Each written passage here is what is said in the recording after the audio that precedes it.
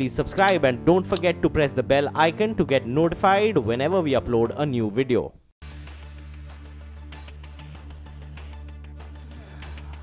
You're with us here on a fresh new edition of Trading Hour. We've done about 30-odd points on the Nifty.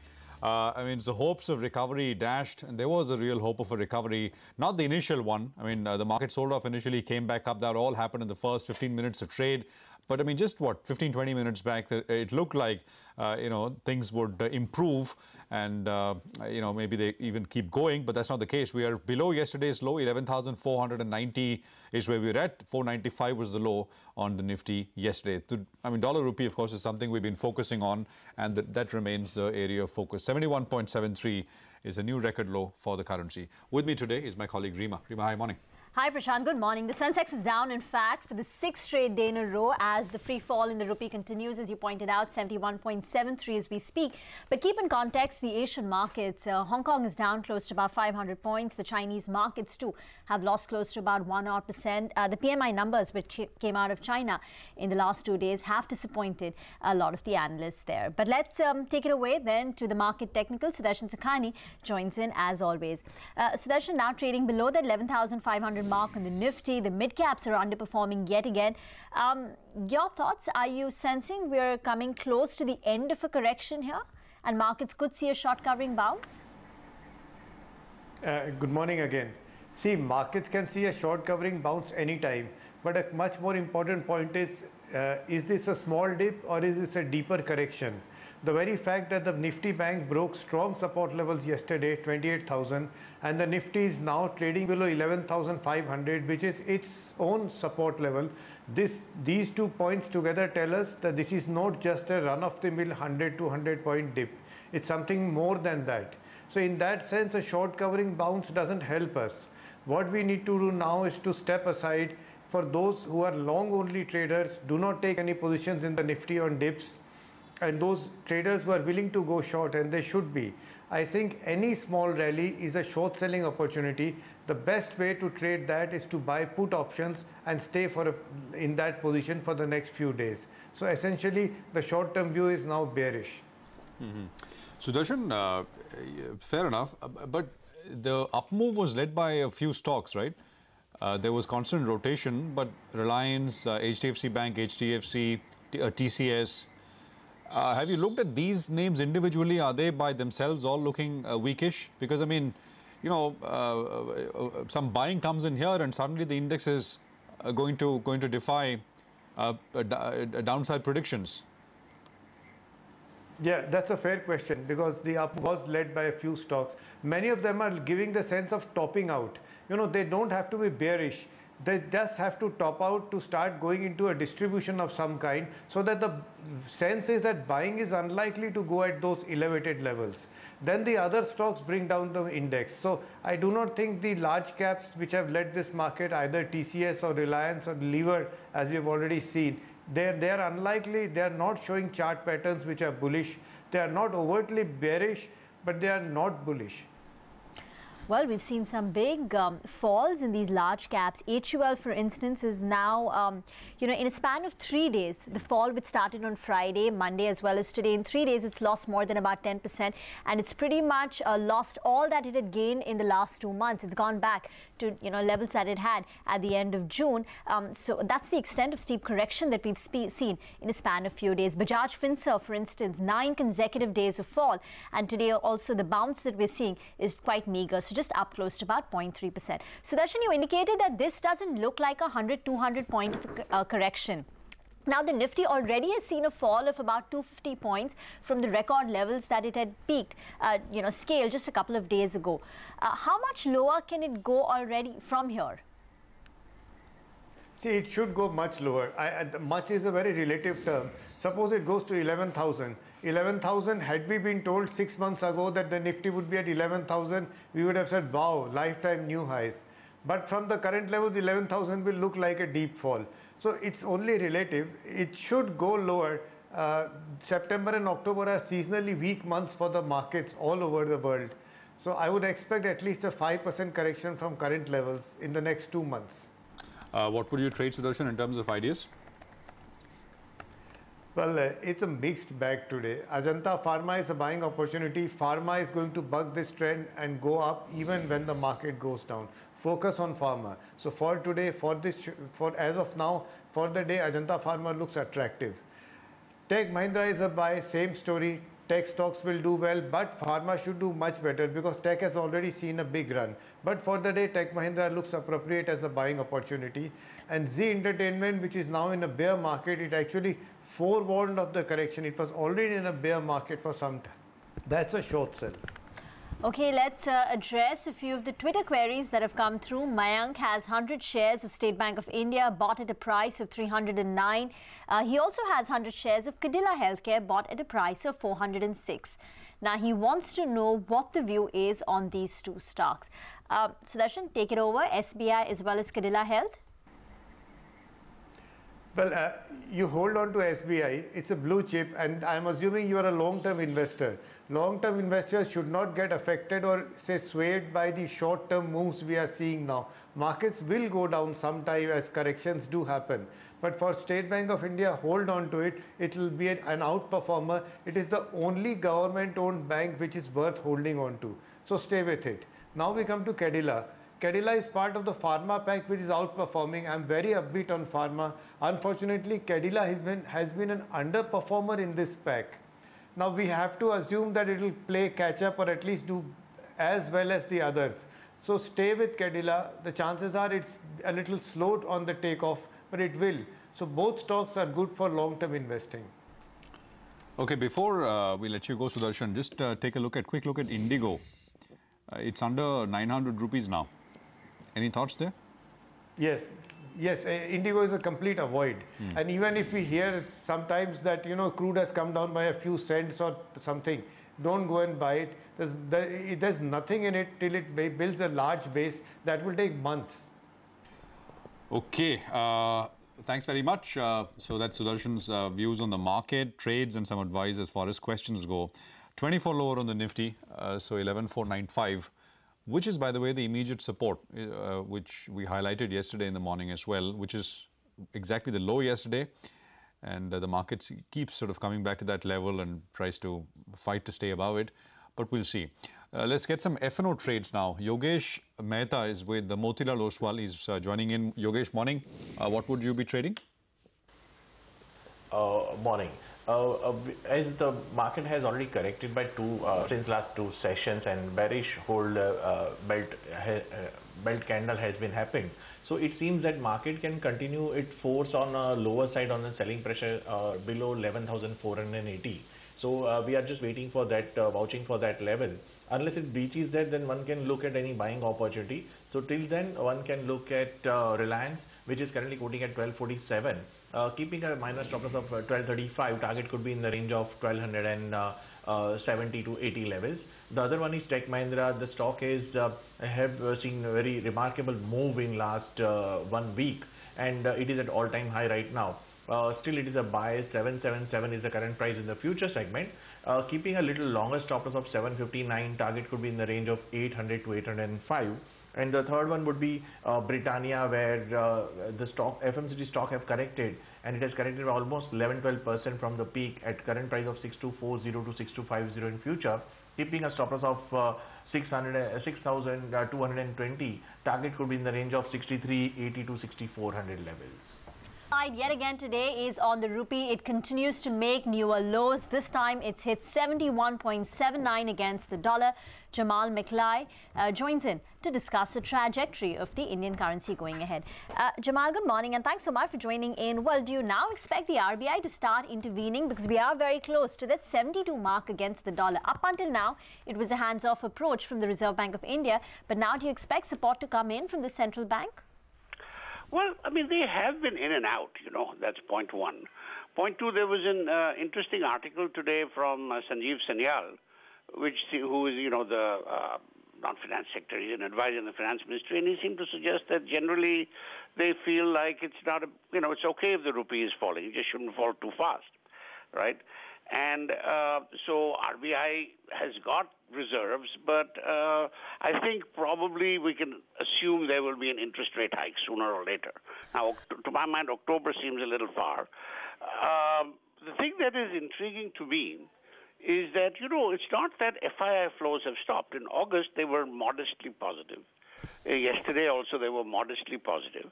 So clearly, what is pushing the rupee lower is sentiment, right? It's not, people are getting nervous and buying. I'm sure, there's a lot of speculative buying, The NDF is, of course, much weaker than the onshore market.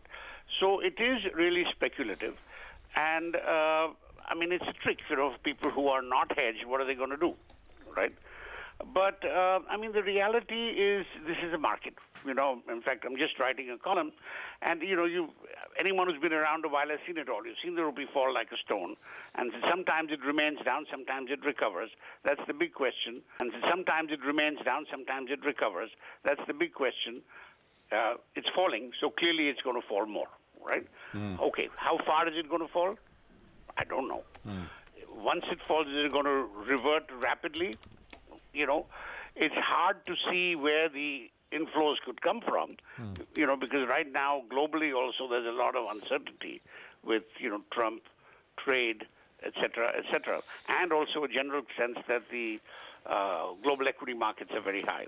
So everything does point to continued pressure on the rupee. You started with Sanjeev Sanyal. Prashant here. Morning, Jamal. You started with Sanjeev Sanyal's article and how the government doesn't seem to be very concerned. Do you agree with the point of view that since it's essentially a big emerging market currency depreciation, why waste dollars right now? We'll use it at a more appropriate time, try to get more bang for the buck. Would you agree with that? Well, generally that makes sense, right? That basically if you've got a huge force coming against you, you might as well wait. See, the world is not going to end. See, that's the most important thing to understand. This has happened many, many times before. It's going to happen again, right? The real that thing is useful advice. Always remember that. The real thing is people have to, learn. I always say, learning from the market is expensive, but not learning from the market is more expensive. And people tend to forget, and frankly, I always say it's you guys who are partly responsible. Because, no, I'll tell you why. Because, it's news, right? So the media is always talking about, people always come and tell this is going to happen, that's going to happen. It's very hard for people to genuinely believe that nobody knows. And they should not take a view. Yeah. Right? That's the bottom line of risk management. Hedge everything if you like. Come up with some program to manage it, but do not depend on a view. Because see what happens, it's very easy, right? Last 2-3 years, rupee was steady. So if you were importing, you were a fool to buy forward, right? So suddenly what happens? Right. Jamal, let me quote another government official. Rajiv Kumar has said that, we should let the rupee find its own fair value. What, according to you, is the fair value of the rupee now? 972. I don't know. Nobody knows. But one of the things that I thought about recently, which actually people had talked about a lot, and it just occurred to me a couple of days ago, I don't know why I never thought about it otherwise, it would seem clear that what is driving this is probably Master Nirav Modi. Because every importer in the world, right, took buyer's credit because it was cheaper. Now, in February, right, buyer's credit was cut off. Right? So all the buyer's credits that were, so February 6 months is August, okay? So all the people who would have been actually rolling over their August payments have to pay them, plus they have to pay their August imports. So conceivably, really what's driving it right now is the fact that you have got twice the imports coming in to be settled every month. But that, if that is true, that would suggest it will the pressure will slow down next month. Because after March, there were no buyer's credits anymore, right? So if that is the case, that would be great, which would mean this would be, I'm a smart guy. This is a level to sell the dollar. But I don't know. Like I said, I've been in this business a long time. And in fact, I'm writing an article, and one of the first lines of it is the market's job is to make smart people look foolish. Jamal, it's always a pleasure. Thank you very much for speaking with us, and we hope to catch up with you soon again as this drama on the currency unfolds. That is Jamal and his usual style, in a way, saying that, well, no one really knows what's the fair value. And maybe the RBI is doing absolutely. I mean, and what an exporter and importer should do. I mean, maybe it'll find its own level, and maybe the government is right. I mean, there's no point standing against something which is really powerful, and that is sentiment which is driving this thing lower. But at some point, I guess they would come in. Let's keep it with currencies, but also talk about commodities. And the other thing which is driving this macro worry is oil. We've been tracking it with Manisha over the last couple of days. And now there is a storm, hurricane. Worry about Gordon. Why would you call it Gordon? Because they're always named after certain things. And the important observation here is that it never has been a male hurricane which actually does too much of damage. It always has been a Katrina or yes. So we actually just shove off. Do not pay too much attention to male hurricanes there. So that adds up though, right? I mean, makes sense. All right, if you say so. Well, yes, so the Hurricane Gordon also is just a Category 1 hurricane, and it's not even making a landfall at Gulf of Mexico. It has moved eastwards, and that is the reason you have seen that profit-taking come in for the prices. Remember, we were just 20 cents away yesterday from $80, but we have come down nearly $1.50 from those kind of highs. So it was 3.5-month highs yesterday. We did see a decline of 0.5% yesterday, and another 0.5% to 1% decline on your screens is what we are seeing in case of crude oil prices. But the other sector which also has been tremendously under pressure has been the precious metal space as well. Well, the US dollar has strengthened, and we have seen the US trade disputes with China, Mexico, Canada, Iran, Russia, and that has been actually led to safe haven buying in US dollar and US treasuries, not so much for the precious metal prices, where you have seen the gold prices now down by 8% in this year, and the silver prices have declined 17% in 2018. We actually have seen silver just about hold that $14 per ounce as well in the global markets there. But what does it mean really for the Indian markets, where the festival buying has picked up? To talk more about that, we are now joined by Mr. Colin Shah, who's VP at GJPC. Mr. Shah, hi, thank you so much for joining us. Well, it has been quite a volatile month, last 3 months, if I can say so. But with the kind of constant decline that we are seeing in the international markets, what is the sense in the Indian buying right now? The Indian retailers are cautiously optimistic, I would say, about the season going ahead. So, like we spoke about 2 weeks back, the jewelry show went off very well. Actually, buying was at an all-time high. And considering the wedding season this year is a little late, which is after October mainly. So, October to March is the period when we really have a lot of weddings happening, and, all the bad days, Ashad Maina, and all that is over.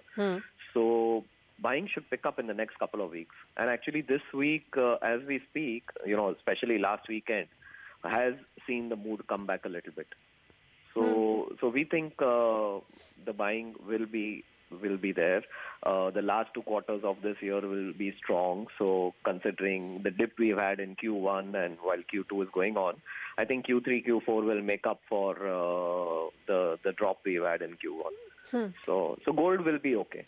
Okay. So, while we have seen quite a sharp decline in the international markets, so if I look at gold, which is down 8% in the global markets, for the Indian markets, that decline is just about 4% because the rupee depreciation seems to have cushioned the decline here. So would you say people who perhaps bought gold in Indian markets, invested rather, haven't had too much to lose or relatively less to lose with what the international guys did? Yeah, I agree with that. With the rupee devaluing, thank God. Especially because in India, the demand is investment driven. So since they've not had a significant sharp dip of 10%, I guess whoever invested in gold in the last 12 months is relatively okay. And sometimes what we've seen is, at least in the jewelry side, the wedding side, a 2, 3, 4% dip is very positive because customers come in, wanting to buy a higher grammage of gold. Because they do have a long-term view on gold. People aren't buying, for 6-month, 12-month investment. This is something in which they pass on from generation to generation. And and they look at it as a store of value. So at least as long as it's not depreciating significantly and there's some kind of return year on year, the consumer sentiment is protected. So, so we don't see that as a problem. Right so now. one more thing. So what are people really buying? Because you have seen the bookings come in across as well. So is it gold? Is it diamond? Is it purely jewelry there? Platinum, silver? What really seems to be getting picked on the shelves?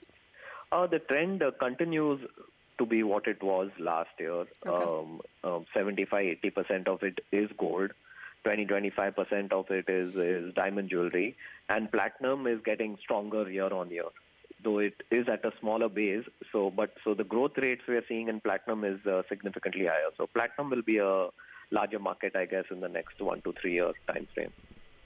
All right, Mr. Shah, we'll let you go at that. Thank you so much for joining us. So clearly, lower levels are good for jewelry buying in the Indian markets, where we will soon see festival and the wedding season buying coming in. So good numbers coming in from an instance of estimates. Take a look at what's happening on the Nifty 23 lower. So respecting yesterday's low at about 11,495.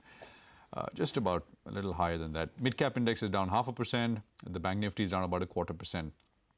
Ashwini is with us, as always, on the top of 11:30. Ashwini, thanks very much.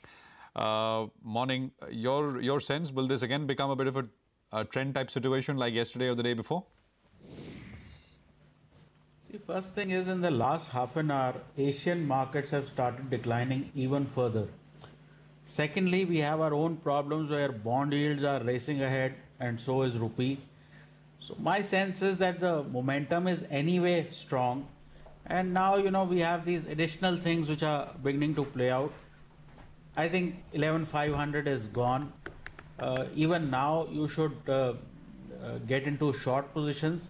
And if rupee and yields, global markets, everything continues to fall, I have no doubt that we should go much lower.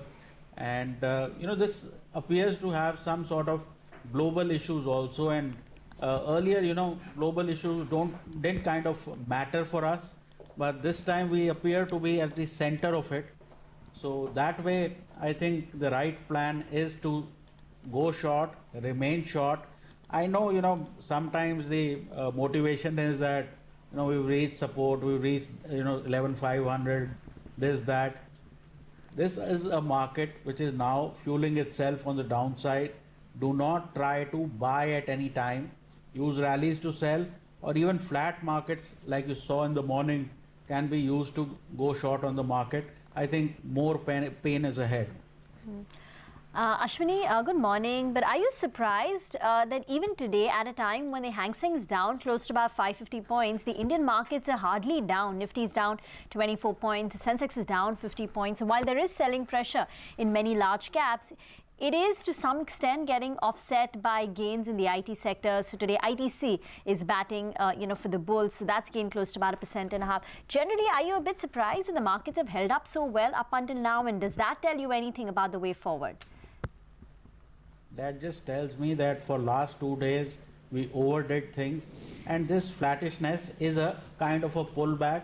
I think the real movie will start post 12:30, 1 o'clock. Because the way, rupee is going, yields are going, there is nothing positive. Yes, we are not falling because 11,500 is kind of holding. But once that goes decisively, I think you will see a collapse. See, it's just 2 days of a decline. And, we cannot act like the market has bottomed out. Whenever there is this sort of macro September, you will see pain. And I wouldn't be surprised if you get close to 11,250, 300. Because nothing seems to be reversing, neither the rupee nor the bond yield. Crude is down 25-30 cents. So the problems are still there. It is just a matter of time that after 2 big down days, you're a bit flattish. But I think even this flattish session will turn into a down day. Ashwini, just one more question before we get to your trades. Where will the selling come in on? I mean, for meaningful declines, you have to have cash selling. I mean, F&O, you could have a little bit of movement, but meaningful declines need cash selling, right? I mean, where is that selling going to appear from? In what areas you think? See, basically, what is going on? In a sense, rates are going up. The cost of money is going up. So it will start from financials and it will slowly spread into everything that is rate sensitive. Our markets, domestic markets basically are all rate related. In terms of IT pharma, yes, they can act as counterweights, which means create a bit of pullback, etc. But just see what kind of bank nifty rally there has been. Corporate lenders, PSU banks. Now with this, all of those long positions are going to get taken out, and the market will inflict pain. Let's be clear, because this sort of macro will not turn tomorrow afternoon or something. This will take about 15 odd days. Things will get a bit overstretched on the downside, and then you will see fresh buying coming in. So basically it's cleaning up of long positions, and that has a bit of way to go. Okay, and how would you recommend trade for today in terms of individual stocks? See, Volta is a sell with a stop of 595, target of 578. IGL is a sell with a stop of 272, target of 258. And UPL is a buy with a stop of 710, target of 730. Okay, so some questions from viewers. Ashwini, Chaitanya has 5,500 shares of Ashok Leyland. He paid about 118 rupees a share for them. He wants to know the view on the stock. Ashok Leyland, Ashwini. See, Ashok Leyland, 110 has been a support. But if you don't want to lose your current gains, it may not be such a bad idea to take some profit here and see at 110, 115 if you can get back in. If you just want to hold longer term call, etc., then 160, 165 is a good place to take some profits. So keep hanging on to Ashok Leyland, but during this period everything will come down. Thank you, Ashwini, for that. Let's move on. FMCG stocks like HUL, Nestle, Britannia, Jubilant Foodworks, Godrej Consumer. In fact, the entire bunch has taken a beating in the last 2 or 3 days. Mangalam is here with us. Mangalam, these stocks were once the darling of the market. Have we suddenly woken up to the fact that, yes, these stocks were very expensive compared to their historical averages? Well, Rima, they've always been the darling of the markets, and always there are questions with regards to the valuations of FMCG, and at any given point in time, they have been at historic highs earlier as well. But just a couple of days of selling, and the street suddenly has become cognizant of the fact that valuations are high, and that is something which is perplexing, because HUL itself in the last 3 days has fallen close to around 9-10%. It's the biggest fall, 3-day fall on this counter that we've seen since July 2013. And all of this, on Monday we had a note coming in from CLSA. They've said that consumer staple stocks in India always commanded a premium, and this extension of a PE, the extent of PE expansion is something that has surprised the most bullish of investors. But that again does not give a reason as to why they would have sold at the current point in time. Add to that, today we have a Credit Suisse note which is saying that return of normal competitive activity will cap upside in companies' EPSs. HUL, for instance, they believe, earlier the competitive intensity, which was lower on account of PNG focusing on profitability, has now come off. They're seeing some early signs of price-based competition activity itself. And in the past 3 months, PNG has brought the effective price per kg in line with HUL's Surf Excel Quick Wash.